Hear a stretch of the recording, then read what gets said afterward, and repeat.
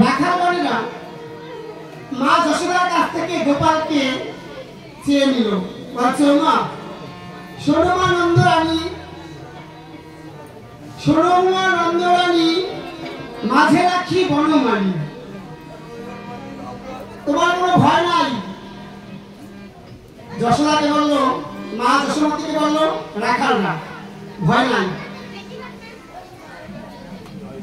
কৃষ্ণকে এদিকে বললো কি, জানি রে তোর মায়ের গুণ আমরা ভালো জানি, জানি রে তোর মায়ের গুণ আমরা ভালো জানি।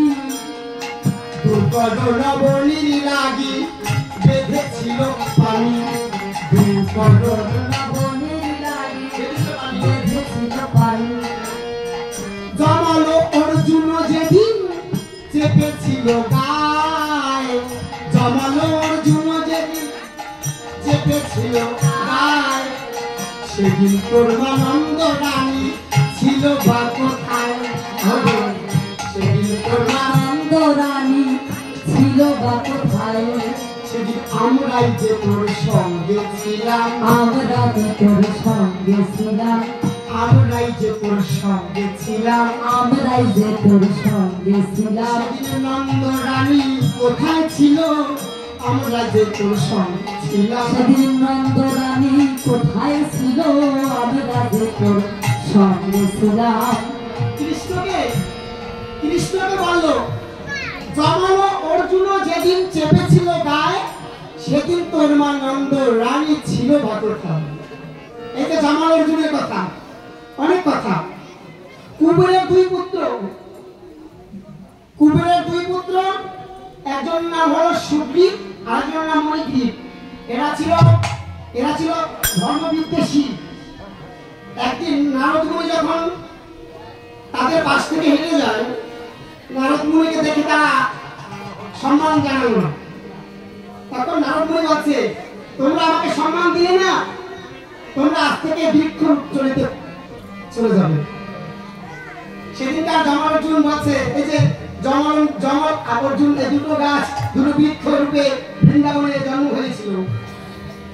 সেদিনকে তারা বলেছিল নারদ মুনিকে, হে নারদজি, আমরা যখন বৃক্ষ রূপ ধারণ করবো তখন কি আমরা আর ভগবানের দেখা পাবো না? সেদিনকার নারদ মুনি বলেছিল, বৃন্দাবনে তোমরা জমাল অর্জুন নামে গাছ হয়ে যখন থাকবে, তখন কৃষ্ণ তোমাদের অঙ্গে যখন কাজ লাগবে, কৃষ্ণ তোমাদের যখন জড়িয়ে ধরবে, সেদিনকার থেকে তোমরা আবার মানুষ জন্ম ধারণ করে ভগবানের কৃপাপদ লাভ করবে।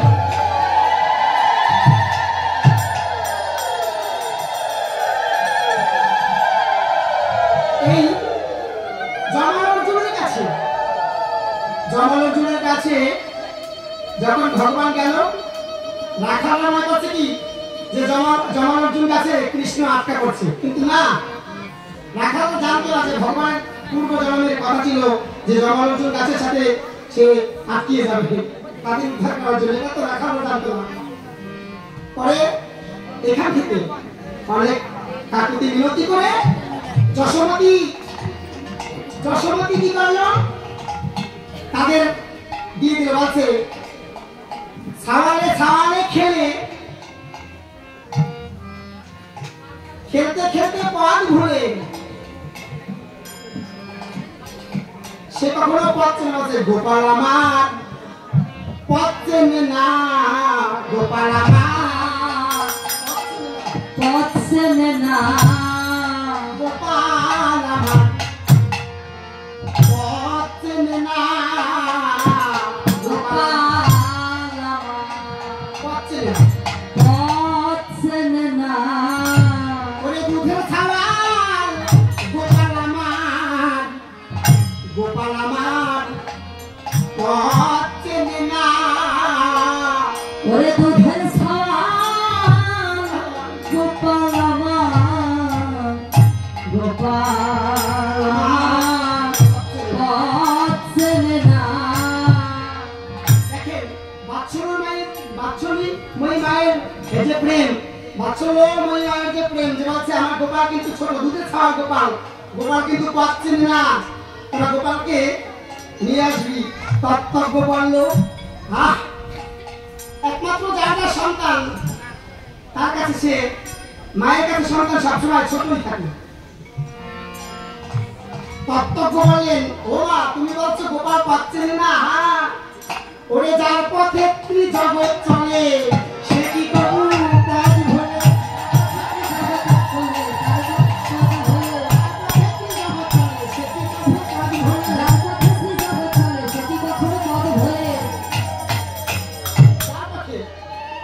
এই তিনটা স্বর্গমাত্র আর পাতাল, এই তিনটা জগৎ চলে যার কথায়, যার কথায় চলে সে কি কখনো পথ ভুলে? না, সে কখনো পথ ভুলতে পারে না। তাই তো ভগবানকে বলে ঈশ্বর পরম কৃষ্ণ সচ্চিদানন্দ বিগ্রহ অনাদি আদি গোবিন্দ সর্ব কারণে কারণ কারণ।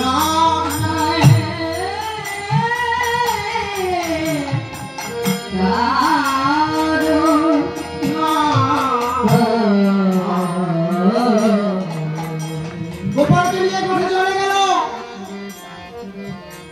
পাশে ছিল নন্দগ্রাম। নন্দগ্রামের অট্টালিকার উপর দাঁড়িয়ে রাধারানী মনমীয় সখীদের কাছে বলতে লাগলো, সখীরে ওই রাত সবাই আমার গোবিন্দের হয়ে গেল রে।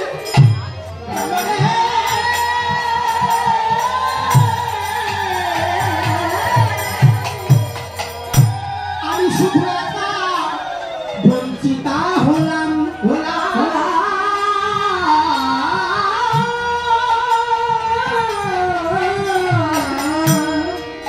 রাধারানী বলল,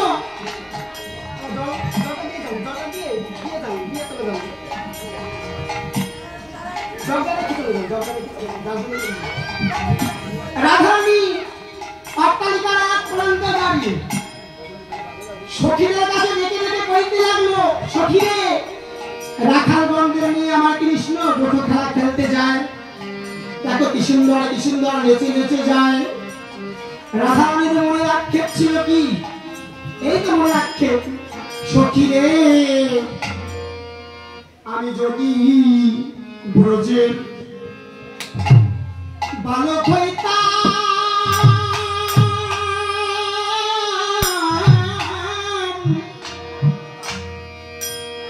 পরাণ বন্ধুর সঙ্গে আমি গোঠে যেতাম, আমি যদি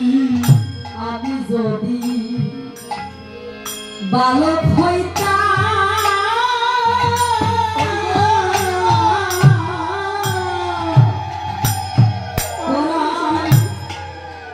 পরাণ বন্ধুর সনে গোঠে যেতাম। আক্ষেপটা কি দেখেন? রাখালগণদের নিয়ে চলে গেল। আমি যদি বালক হইতাম, রাখালগণ হইতাম, শ্রীমতী রাধারানী বলছে আমি যদি রাধারানী না হয়ে আমি যদি ব্রজের বালক হইতাম তাহলে আজ হয়তো আমার ভাগ্য হতো গোবিন্দের সঙ্গে গোলক দেখা। আবার বললো কি, সখীরে আমি যদি ব্রজের বালক হইতাম,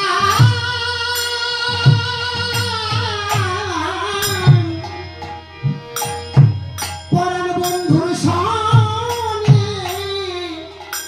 আমি গোঠে যেতাম, যদি ব্রজের বালক হইতাম,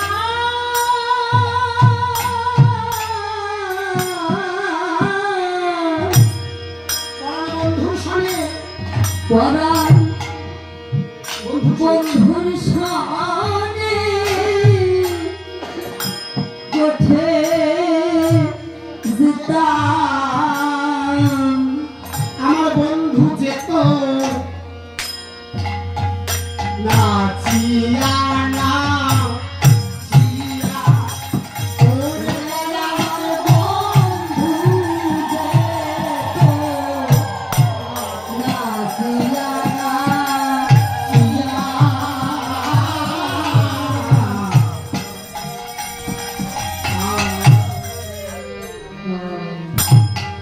সখী রে ওই রবিবার সূর্য তাপ দিয়েছে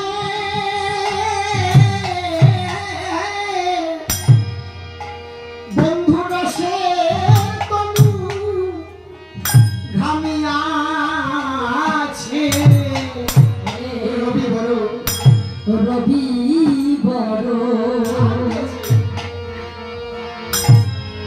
তাপ দিয়াছে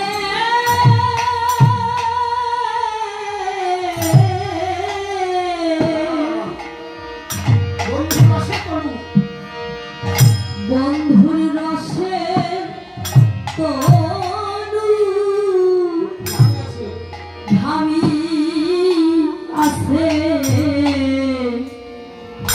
বন্ধুর অলকা গেল ভেসে ওরে বন্ধুর অলকা গেল ভেসে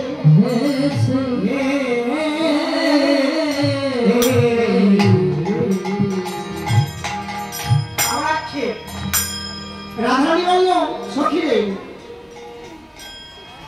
আমি যদি বৃন্দাবনে মেঘ হইতাম বন্ধুর মাথার উপর দিয়ে আমি ঘুরে বেড়াতাম আমার মেঘের ছায়ায় প্রাণ বন্ধুর অঙ্গ জুড়াইয়া জুড়াইয়া যেত সখী রে আমি যদি ব্রজের মেঘ হইতাম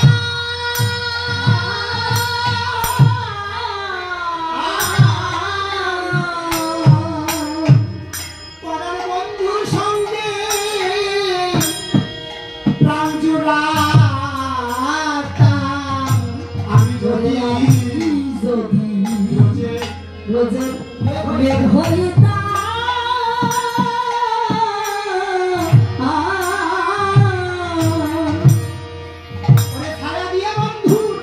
ওরে ছায়া দিয়ে বন্ধু গান জুড়াতাম ওরে বন্ধুর অঙ্গ পরাণ বন্ধুর অঙ্গ জুড়াইয়া জুড়াইয়া ওরে পরাণ বন্ধুর অঙ্গ জুড়াইয়া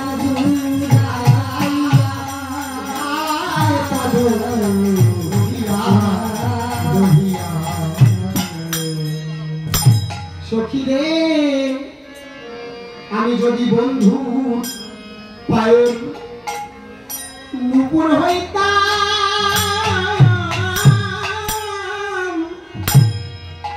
তত্ত্ব বলল যদি বন্ধুর পায়ের নুপুর হতাম এটা তত্ত্ব যারা বৈষ্ণব কবি তারা বলতে পারবে কারণ যারা বৈষ্ণব যারা গোবিন্দ ভিন্ন আন জানে না তারা গোবিন্দকে আঘাত করলেও সে গোবিন্দ আঘাত সেটা সাধনে গ্রহণ করে কিন্তু আমি পাপি আমি যদি ওই নুপুর হই কঠিন নুপুর হই আমার এই কঠিন নুপুরের আঘাতে আমার গোবিন্দের চরণে আঘাত লাগতে পারে কঠিন নুপুর হতে চাই না আমি বন্ধুর নুপুর হতে চাই না আমি চাই কি বন্ধুর নুপুরের ধরি শব্দটা যে রুরু ঝুরু বাজবে শব্দটা যদি হতে পারতাম তাহলে আমার এই তাপিত পরাণ জুড়াইত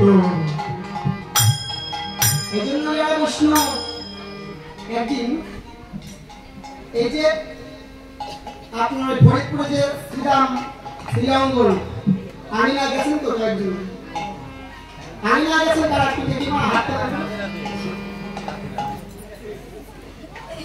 এই শ্রীরাম আমিনায় এই শ্রীরামগঞ্জে একদিন লীলা কীর্তন চলছিল কীর্তনিয়া ছিল নিত্যানন্দ রায় আর শ্রোতা ছিল কি জানেন সেখানে অনেক ভক্ত ছিল তার মধ্যে অন্যতম একজন শ্রোতা ছিল যার নাম শুনলেই আপনাদের হৃদয়ে আনন্দ লাগবে ডক্টর মহানামৃত ব্রহ্মচারী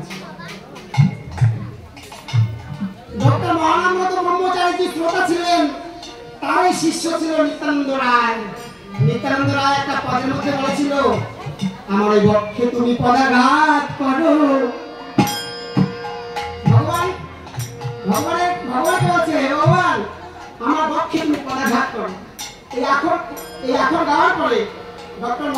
ব্রহ্মচারীজি আসরে বসে কিছু বললেন না, ঘরে বসে একাকে ডেকে বলছে, নিত্যানন্দ তোমার গানটা খুব ভালো হয়েছে কিন্তু আক্ষরটা বেশি ভালো হয় না। বলছে বাবাজি তাহলে কিভাবে বলে ভালো হবে? শোনো নিত্যানন্দ, তুমি বলেছিলে না যে আমার বক্ষে পদাঘাত করো। আরে বক্ষ নয়, তোমার এই কঠিন বক্ষে যদি ভগবান পদাঘাত করে, ভগবানের চরণে আঘাত করতে পারবে। তোমার এই কঠিন বক্ষে যদি ভগবান আঘাত করে তাহলে ভগবানের চরণে আঘাত করতে পারে, তা না তুমি উল্টে বলো, বলো আমার ঋতু কমলে পদাঘাত করো।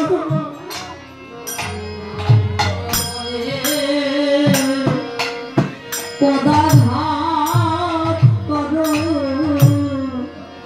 আমার হৃদয়ে কোমলে পদাঘাত করো।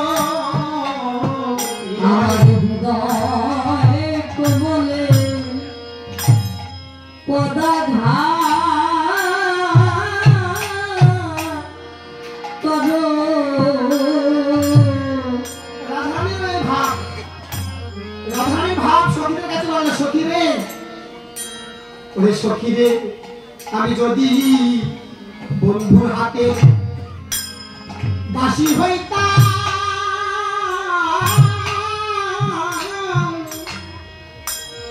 বন্ধুর অধর অমৃত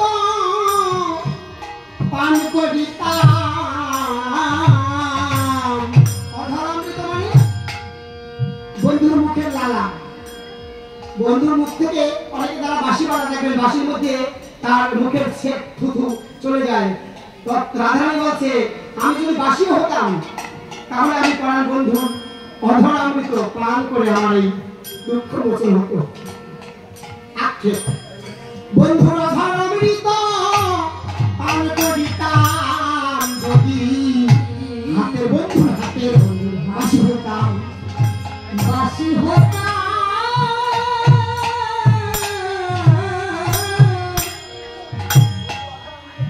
বন্ধু অধর অমৃত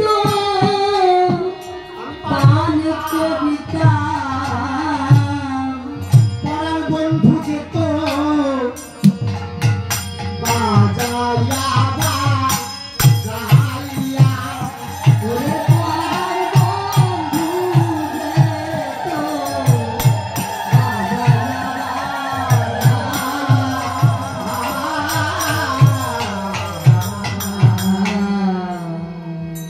ভগবান বৃন্দাবনে কোঠে চলে গেল, ভগবান আর দেখতে পেল না। রাধারানী যতক্ষণে ভগবানকে দেখছে যে রাধা জন্মিয়ে যায় যায়, তখন এই পদ লিখেছেন পদকর্তা। এখন আর গোবিন্দকে দেখতে পায় না। রাধারানী গোবিন্দের অদর্শন জনি ব্যথা নিয়ে ভুকে। বরমিয়া সখী আর একজন আছে, কে? তুলসী। এই যে সূর্যমুখের পথ, এই তুলসী পথটা এখন ভজন কীর্তন হবে, গুরুগোবিন্দের গান হবে। এরপরে যখন আমরা আসবো তখন একটা পথ, ছোট্ট একটা পথ দিয়ে আমরাও ভজন করবো। আমার এক দিদি আসছে, অনেক নামি দামি আপনার এলাকার টোটালি পাড়াবাড়ি সুপ্রিয়া গাউন করে একটাই গাউন করে সবাই চিনে থাকে, তার মুখে আমরা শুনবো গুরু কীর্তন। তাহলে এখানে আমার গোপাল গোপাল গোষ্ঠী চলে গেল, রাধারানী বিরহে বসে রইল। এখন কি করলো? জয় রাধে গোবিন্দ বলে জয় ধ্বনি দিল।